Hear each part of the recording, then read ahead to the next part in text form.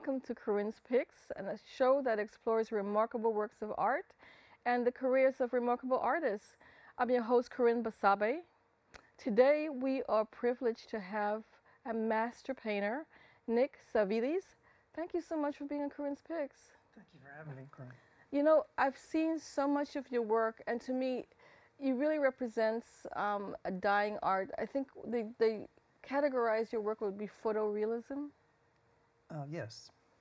So tell us a little bit about your work. What is it about your work that you are trying to do with your work? Well, I try to represent my environment and capture that environment. And right now, I'm in the city, and most of my work is focused on the city.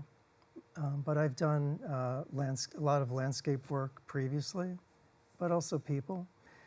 I started out as a young kid learning visual arts from my parents. My mother was an amateur painter. My father was an amateur photographer. So I had this background even as a kid. I studied under Paul Georges in college, learning the composition from studying the work of Renaissance masters. So I have that background. And so I use that in a combination with modern tools like digital photography, other digital tools in composition. So I'm sort of blending the old and the new. You know, I really like the way you describe your work because you do see the influence of the old masters, and for sure, you know, when I do look at your work, I think of photography and photographs. Mm.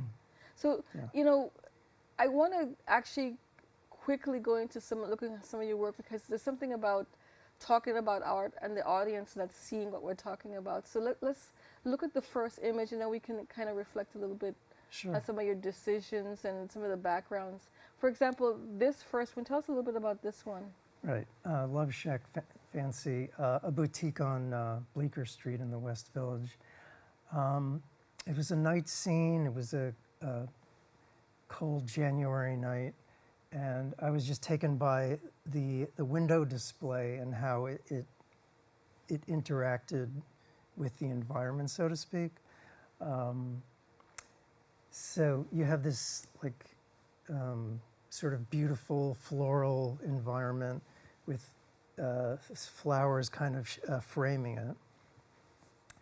And I saw these evergreen potted trees in the foreground, almost like an audience for the mannequin in the center. Like that's I'm sort of creating this kind of narrative with the objects. So, so one of the things that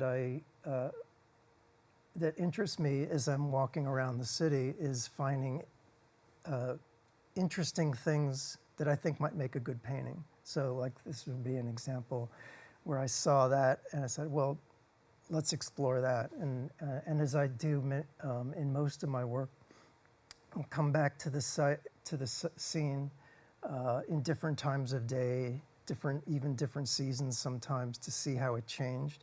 So when I'm portraying it, it's like from different angles, different times, and sort of making that into a composition. So are you doing it from a photograph, or are you projecting onto a wall, or are you just looking at a photograph and I guess executing it? Yeah, that's a good question. I'm actually looking at multiple photographs at the same time. Also, like altered images that I've kind of mocked up to kind of alter the composition to fit the painting. So it's a combination of things. So kind of in my mind, I'm kind of reconstructing things out of multiple sources at the same time. So that's really fascinating, because so actually, this is actually, so it's really a unique painting in itself. It's not an exact copy of what you saw. Right. Because you're taking elements and creating something that you think would be a beautiful work. Right, exactly. And you're sketching it out first as a study to see how it works, or Yeah, I compose on the computer actually, and then after that I do a thumbnail sketch of the design. So that's where I'm making decisions about what paints to use, and kind of broad decisions about like how the composition will work. And then I use that as a key going forward so that I can I'll use the word project onto the larger canvas. what computer program are you using? Photoshop. You use Photoshop? Yeah. Oh, that's interesting. Photoshop in terms of, are you drawing or altering the photograph? Mostly altering, or I'm combining elements from different photographs, or maybe changing the perspective a little bit, or just making some things larger or smaller. So it's kind of, I use it too. The hue and the color, so you could That have the too, three images too. side by side, and you could clip this part and copy it and put it on the first image. You could move things around, Yeah. basically. It's a way to experiment and kind of project, okay, well, what's it going to look like when the final work is done? But sort of before even like touching the big canvas, kind of like working out a lot of the things. But even when I'm working, I still work out details when I'm in the process of actually painting. How long did it take to complete that painting? It took a couple of months. Wow. Yeah, Wow. just I- working on that. And tell us about. I mean, I know you said that basically where you went to school, but tell us a little bit about studying this. This is a technique that, like you said, the old masters did, glazing. I mean, it's very difficult and takes years and years of study. Tell us a little bit about that. Yeah. So a lot of the time we spent on design. So like looking at how the masters like arranged the composition. I was really interested in the work of Vermeer and his use of light and like setting a mood, like these internal scenes mostly. And then I got very interested in the work of Edward Hopper and his use of the figure in the urban settings and light. So those are some of the things that I carry into my work. Okay. Can we see the next image, please? Yeah, creative resilience on Rivington. This was based, there was a mural on Rivington Street in the Lower East Side by Danielle Mastrian. And so when I saw this, I thought, this is really captivating. It's really huge. And how the evening or late afternoon light was hitting it, and how it kind of blended in with the sky, and you see these shadows kind of like leaning into the space. And I thought it was really interesting how the tree kind of is partially blocking the face, and this is just part of the mural, by the way. So when you were asking about making decisions. So I had decided not to copy the mural, but to kind of make it more realistic and kind of give it a different kind of feel than the original mural, but still kind of using the elements, but kind of adapting it for the painting. And so I also included, because they were actually there, a lot of it had already started being overwritten with graffiti, and sort of over time, more and more so. But I wanted to kind of let the face kind of persist, or so kind of carry on that kind of idea of resilience. And the original mural was was made during the COVID lockdown, and so this idea of resilience. So I kind of took it as resilience for like the neighborhood and the city also. What I found interesting is that, at first glance, the painting the painting seems to be about the mural, but then I look at the colors of the street. You have like the purple and the gray, and then I look at some of the choices with the colors of the car and the trees above it. They're almost as painterly as the mural itself. Like that's the second painting there. Right. Yes. Yeah. So like when I'm doing these paintings that include murals or billboards, I kind of like this idea of making everything kind of equally realistic, so and kind of talk to one another. So like the colors of the stroller and the sidewalk rectangles and match with the face, which also matches with the trees in the background, and then like the veins in the heart are matching kind of the branches of the trees in the background. It's kind of integrating them. So the colors of the trees, is that a Photoshop decision, or were they actually like fall colors? They were like lit up in the afternoon sun. Wow. Yeah. Wow. Okay, can we have the next image? Yes, I chose a lot of the graffiti. Yeah. Yeah. Yeah. Rise by lifting others. This was the focal point of this is a mural by Ada Moreau, a Ganesh mural. And when I first saw this, this is kind of this idea of over time. When I first saw this, it was like covered with graffiti, and I thought, well, that although it kind of is bad, it also looked kind of interesting. And ironically, the next time I saw it, the graffiti had been painted over, so it was like back to the way it was, and with the message "Rise by lifting others." So I thought, well, it would be kind of interesting if the graffiti was there, but the "Rise by lifting others" was written on top of that. So this is an example of something that kind of developed over time. When I saw it, I actually thought it was intentional that the artist actually combined the graffiti, because graffiti's in fashion now. Yeah. So I thought that I didn't even imagine that imagine a painting without graffiti. Yeah. Yeah. Yeah, that's really a wonderful message as well. But it's really a wonderful painting. And I see that you have, the thing that I noticed the least was the tree on the side of the of the painting. Yeah, I mean, it's one of those design decisions to, do I leave it in or take it out? Usually I'm looking to declutter, so I want to focus and enhance and accentuate the things that are kind of like the main idea, and then take away details. But the tree, I like to include nature if I can, like some kind of like at least hints of nature.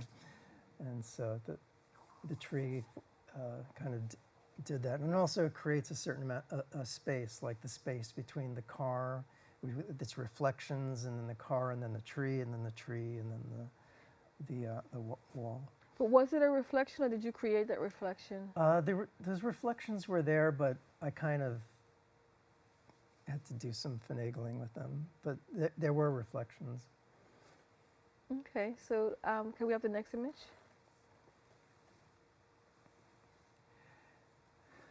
Yeah, this is kind of a simple design. I was really interested in this, the kind of boldness of the colors here, and how you have these kind of rectangular, very straight-edged forms. They're very bold against the sky with the clouds in the background. So there's these contrasts. And so I thought I like the way the blue in the sky fits with the blue in the figure's shirt, and then the blue in the storefront. and then the reds are tied together between the poster and the signage below it, and sort of these use of primary colors. It's really interesting. This one actually looks like a photograph, even though it's a painting. It does sort of, yeah. I also like the way I don't know if you could see that the shadows are kind of going to the down and left, and the way he's also looking, so it's like this movement that he's following the shadows. Okay, so we're going to go to a commercial break, and we'll be back and to talk to Nick Savides.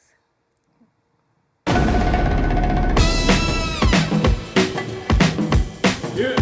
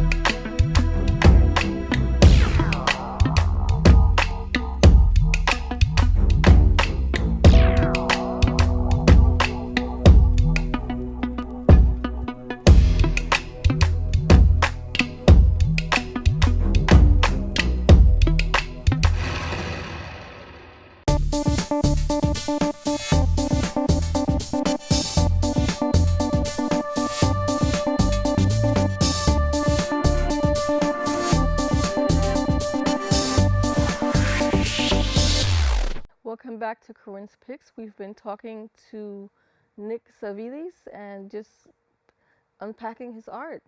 So let's continue with this discussion. Tell me, what are some of the challenges you face in creating this type of work? You know, sometimes it's like I'll have a backlog of ideas that I've collected, and just like picking like what's the right one. I'll sometimes between like the actual first discovery of the like the inspiration and the actual doing the painting, it could be months or even sometimes years. But the idea is like picking, like finding that like when is the right feeling or when is the right like inspiration to like to work on that. So sometimes it's just like so much to work from, and then picking the right thing. Okay, so we have about 10 images. We have 10 more images. So let's talk about the next one. Oh yeah, on Grand Street.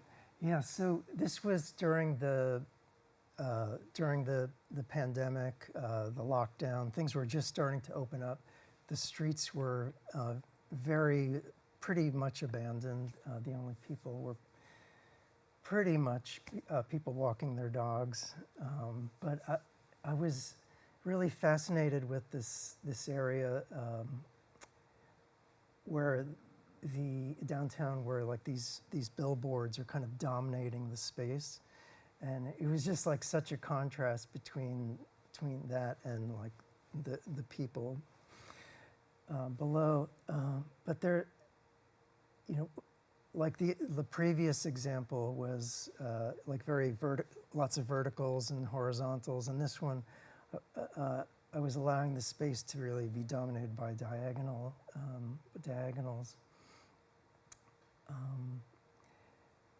and you know, having things tie together, like the greens going from all the way top the side of the building, or the two buildings, into the bicycle walk, and the sky blue with the sky of the blue of the signage in the center. And this is another example of like using reflections. So you can see, if you look closely, that there's people, like images of people in reflections. So there's sort of also a different kind of use of space and imagery and surfaces. I really love the way that you utilize technology in creating some of these images. Like, did you all the color choices was done basically in Photoshop, like the combining the walkway and the building? Yes, yes, yeah, because they weren't exactly the same color. Right. But you know, these tools allow you to kind of say, well, what if I did this? What can I do with that? You know, to sort of see before working on a painting. Like, it allows you to quickly like explore ideas, make decisions. Mm-hmm. Okay, so let's look at the next image. Yeah, NoHo Crossroads.